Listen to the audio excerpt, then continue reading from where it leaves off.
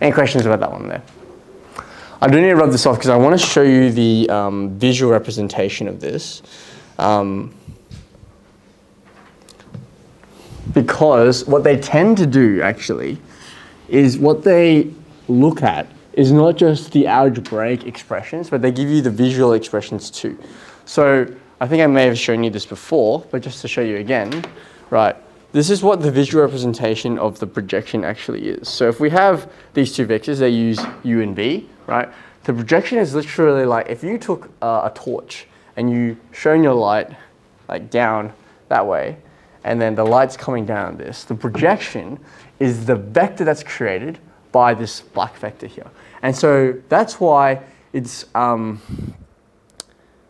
just create it like that. So you can see that that's why this red guy, this is our projection. That's why it's actually another vector in itself. That's what you're creating.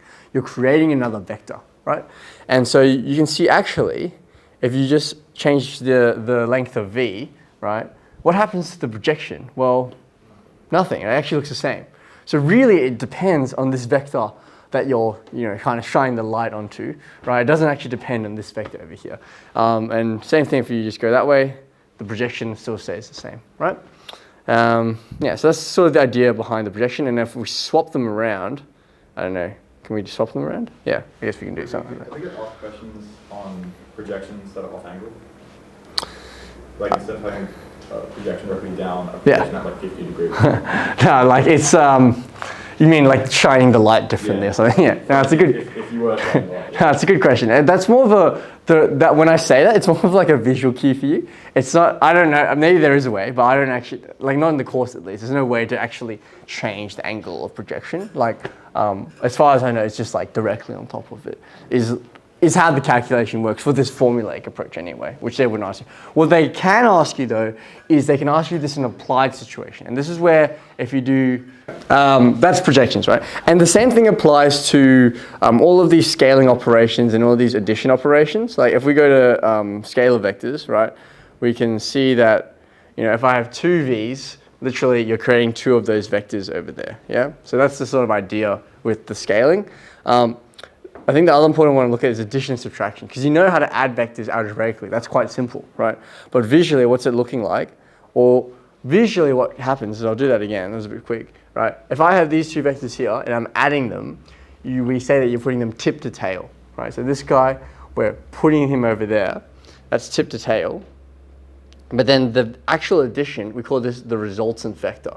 So this vector here is the addition of those two. You're creating a new vector. The thing you want to be careful of is subtraction, because subtraction works a little differently. Because remember, what happens when you take the negative of a vector again? Yeah, you're actually going in that direction. So what you can think about the subtraction of a vector, like u minus v, if I'm doing u minus v, that's the same as u plus negative v, right? So u minus v is the same as u plus negative v. So what's happening is I've got u, but I want to create v in the other direction. That's what this is doing here. So I got v in the other direction. And again, what happens when we add vectors? We know how to do that. We put them tip to tail, right? So I'm going to put these ones tip to tail. So just like that. And then remember, what's the resultant? The resultant is where I start from. Where am I going to end up? I'm going to end up at the new ending kind of thing. Does that make sense, right? So I want to create that vector over there. So that's the resultant vector. Another way you might want to think about that, like this is the vector here, right? You can just kind of remember that. Like that. And if I get rid of all of this stuff, right?